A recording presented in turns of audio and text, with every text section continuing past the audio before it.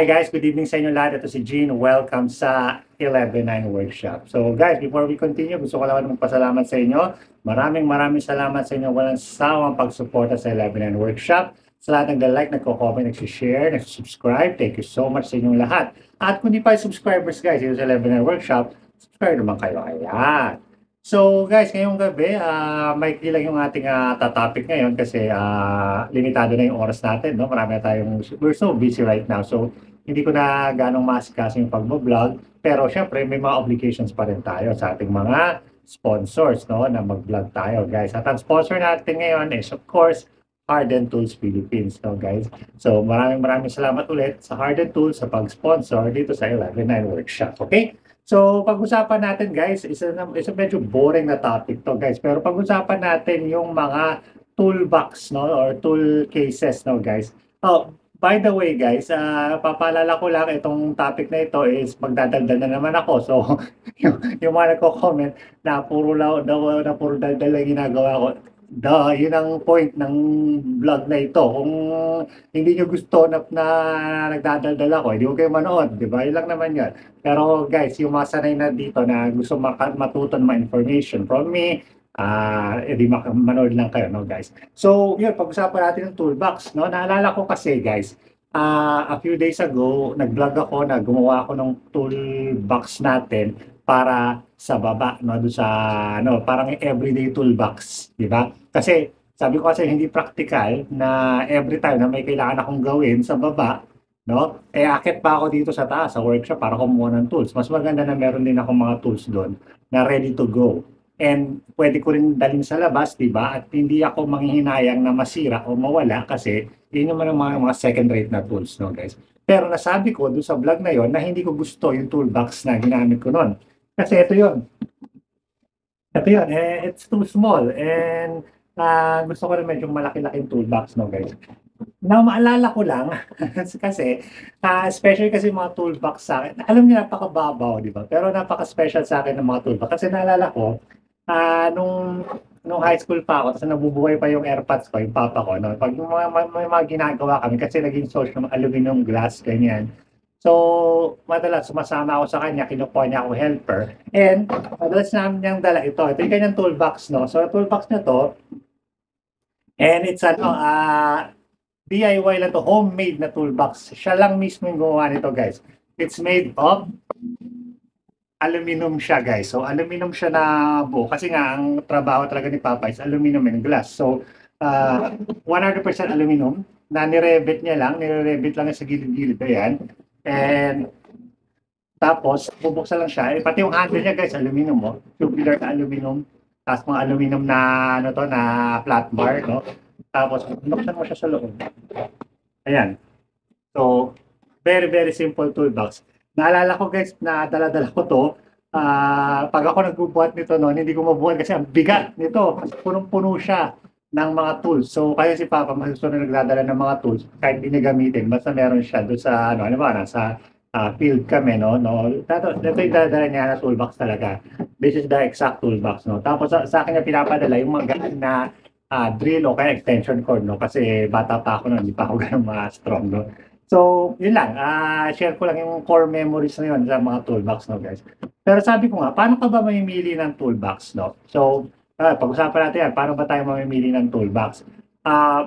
First of all, alamin nyo kung saan nyo gagamitin yung toolbox nyo, no? Kung sa bahay lang yung toolbox na for emergency lang, ganyan, i-consider nyo na yung mga medium or small size na toolbox lang. Like this one, this is a small size na toolbox na to, or yung medyo malaki ng konti, medium size, no, guys?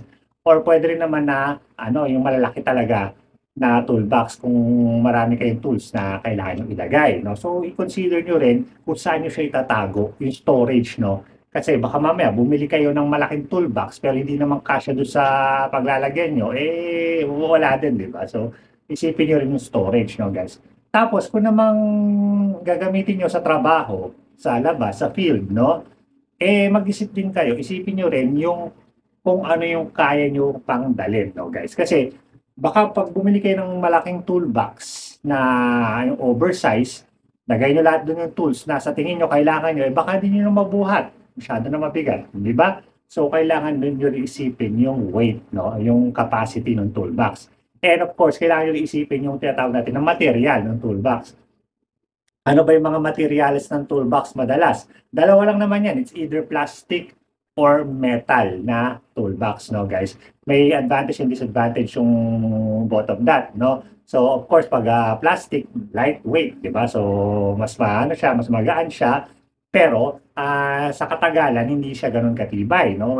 Pwede mo siyang malaglag at mabasag, di ba? Mabiyak, talaga kung yung material na plastic is hindi siya ganun katibay. Halimbawa, yung plastic na malutong, di ba? So, madaling masira.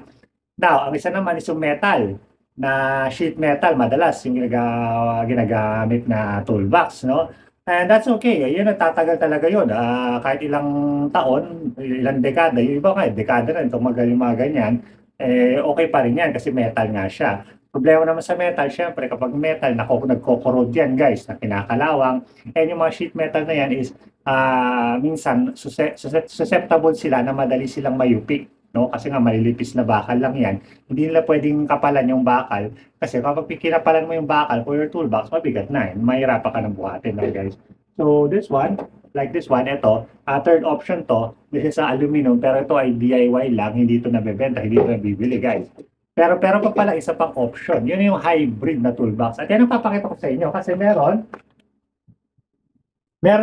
pinadala sa atin yung hardened tools Philippines. Ito yung kanilang na stainless na hybrid toolbox. Bakit hybrid? Kasi stainless yung gilid. Ayan guys, it's stainless steel na sheet metal yung gilid.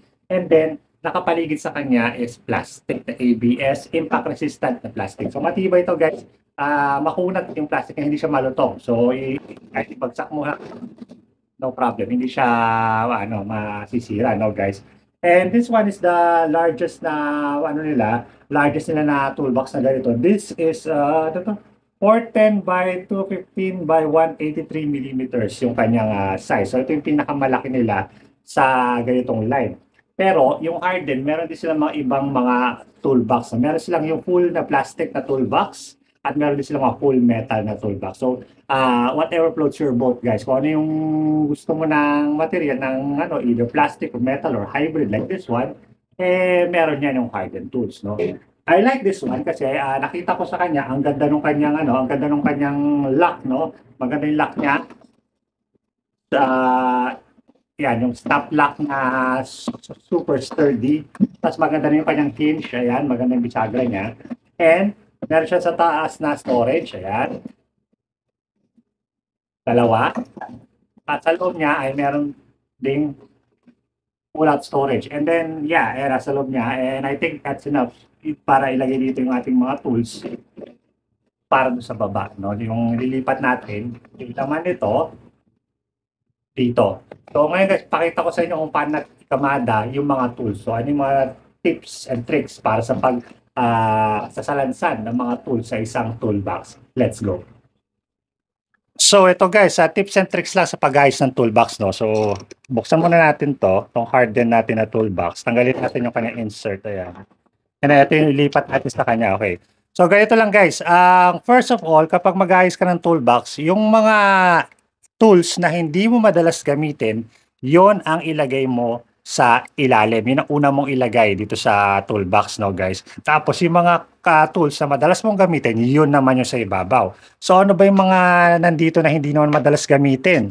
Well, I found na sa isang bahay, no, sa isang DIY na toolbox, ang pinakamadalas gamitin is of course, martilyo. Ayan.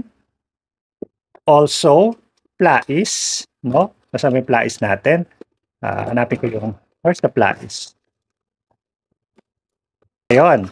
So ito, yung combination natin na pliers. Ayan. And then, ang isa pa sa pinakamadalas na gamitin ay of course, screwdrivers. No? So yung screwdrivers natin, flat and Philip na yan, ito, yung dalawa, iwalay muna natin yan kasi yan ilalagay natin sa ibabaw. No? So ngayon, sa ilalim, ilalagay natin yung mga tools na hindi natin madalas gamitin. Of course, andyan yung guntingero, hindi na madalas gamitin yan. Nasa ilalim na yan. Mallet, no? Hindi naman ito madalas. Ayan, dito. Ito yung hacksaw, mini hacksaw. So, lagay lang natin sa ilalim. Ayan. So, I think meron pa tayong dito. Itong vice grip na yan. Lagay na yan sa ilalim. Tapos, ito yung ano, ito ginagamit ko 'to pala madalas kasi pinang-ano ko 'to ng ano, ng LPG. So, sa ibabaw 'to. So, pero yung combination na yan, nalagay natin do'n. Tsaka nga pala meron sinabi yung nagrekomenda yung isa nating, subscriber na nag-comment do'n, pipe wrench nga pala. So, teka lang, kuha ko ng pipe wrench. So, ito guys, yung pipe wrench, ayan. So, ilagay natin yung pipe wrench diyan, ayan. Dagdag natin, 'no, pagka marami naman kasi niyan. Tapos, lagay pa natin yung mga hindi natin ginagamit dito. Like for example, eto yung may yung long nose pliers na ganyan, tsaka yung ano natin, paet, ayan, hindi naman nagagamit na madalas, ayan. Tapos, ah, mamaya 'tong socket meron tayong special na lugar diyan. Eh, yung ruler na 'to puwede na yan sa gilid dito, ganyan, oh. Tapos eto 'tong ano, eto, 'tong set natin ng ano na 'to, ng mga wrenches na 'to, puwede na yan dito sa gilid, ayan. So, ito yung ating ano, cutter na 'to, yan, mga miscellaneous tools natin. Eto 'tong spatula na 'to, eh, madalas natin gamitin 'to, so ilalagay natin 'to sa taas mamaya. Ayan. So, I think that's it, 'no? Puwede na natin siyang ikamada naman, yung sa ibabaw naman yung mga madalas nating gamitin. So, ito na nga yung hammer, ayan, screwdrivers, and all that. Tapos guys, ngayon ilalagay na natin itong insert na 'to. Tignan natin kung kasya pa rin, yun kasya pa rin yung insert. So, marami siyang laman, 'no, that's really good. Diyan natin ilalagay yung ating mga eto yung ating, ano na 'to, ratchet, 'no, 3/8 ratchet at then yung 'tong, holder ng mga ano, ng socket wrench natin. Tapos ito yung mga sockets, we can put this here. Tapos itong mga ano, itong mga maliliit na tools like this one, ayan.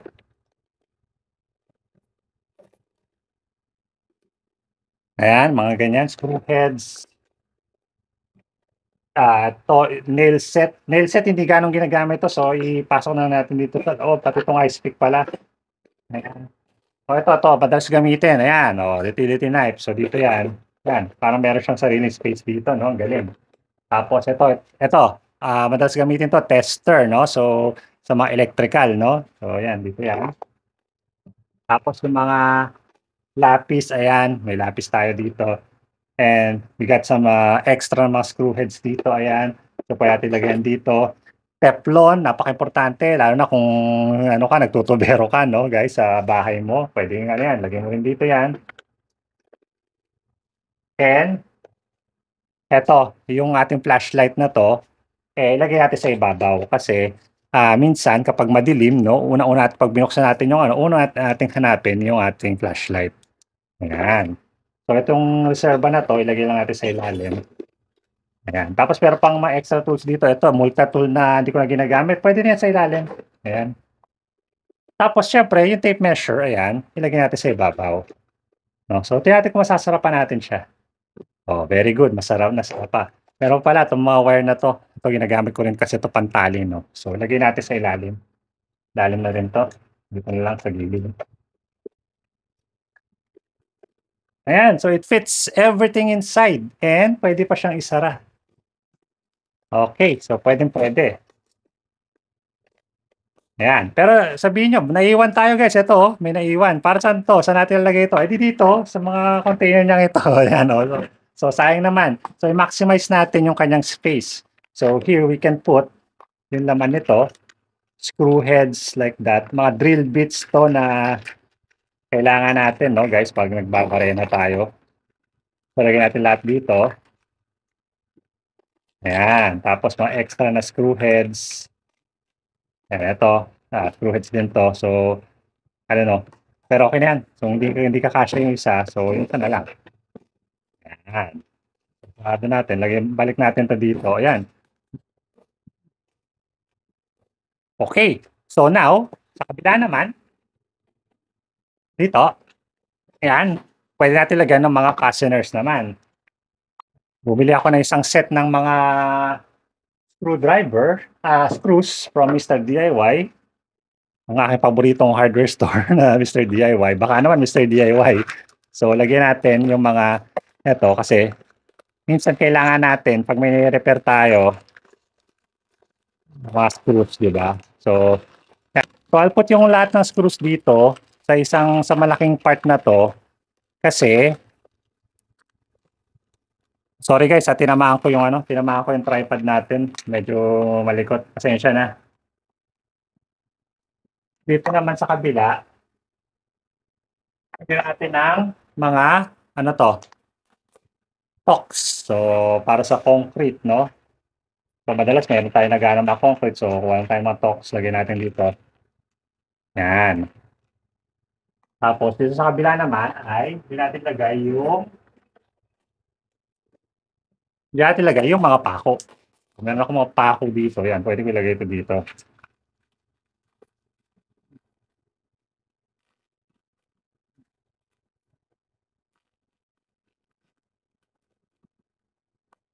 Yun. So, ayan guys, nakumpleto na natin. So, this one is ready to go na. So, puwedeng-puwede na 'to na ilagay ko sa baba at puwede ko na rin buhatin. And you know what, hindi siya gano'n ka-ano, medyo mabigat na siya, kasi marami ng laman. Pero it's not very ano, okey lang. Yung bigat niya is tamang-tama lang. So, puwedeng-puwede ko 'tong, dalhin sa labas. Halimbawa 'pag may kailangang gawin tayo 'no, 'pag humingi ng tulong yung mga homeowners natin na ating mga kasama dito, eh, puwede natin tulungan with this toolbox, ayun. Okay, yun guys. So I think this is the one of the best na toolbox for any DIYer, homeowner or professional, no. Tama lang yung size niya, no. It's just enough, no. Eksakto lang to para doon sa ating sa itago natin doon sa ilalim natin lababo sa baba para hindi siya maggalaw. And then if I need it, I can just simply lift it up and nandito na lahat na kailangan ko. If ever namin kailangan tayong ayusin, no, kumpleto na siya talaga, no. I think wala lang yung electrical tape, pero madali nang bumili nun, bilhan ko na lang siya ng electrical tape. Kasi yung electrical tape is ginagamit ko sa third floor, so bili ako ng isa, lagay ko lang dito, and it's good to go na, okay? So yun.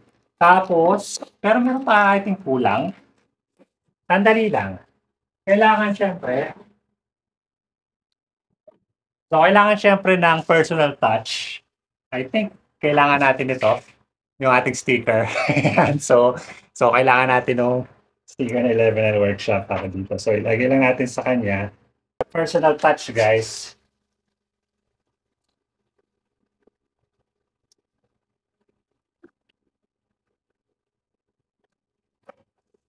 Yan. So, ayan o. Looks good, no? So, ayos. So, hindi mo na mapagkakamalan to sa iba. Sa akin talaga to, so guys. So, again, gusto ko pasalamat ulit sa Harden Tools Philippines. Thank you so much for sponsoring 11 Workshop, no? Walang sawang pagsuporta sa atin. Thank you so much.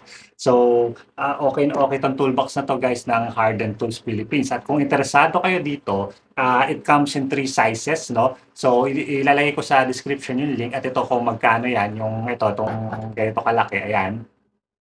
Tapos yung nasa link yung description sa Lazada. Nasa description yung link sa Lazada. Tapos ililink ko rin doon yung mga iba pang mga toolbox ng Harden, tool storage solution sa Harden. So meron silang mga, sabi ko, meron silang full metal na toolbox at meron din silang mga full plastic na toolbox, no guys. Pero I think ito yung magandang klase, yung talagang hybrid, no? Hybrid plastic and metal na toolbox. So it's really good. It's perfect for professionals and also for homeowners, di ba?